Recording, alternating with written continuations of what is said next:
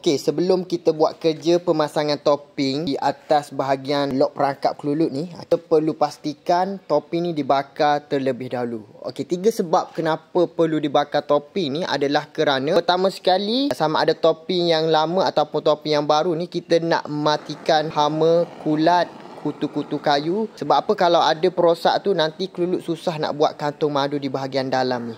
Okey, kedua adalah untuk kita pastikan aroma bau kayu ni naik.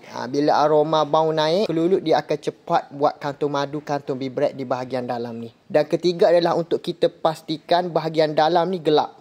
Bila bahagian dalam ni hitam semua gelap, seperti yang kita tahulah, kelulut ni dia suka sangat dengan warna hitam, warna gelap. Bila keseluruhan gelap, insya-Allah dia akan cepat untuk naik kantung madu dan bee bread.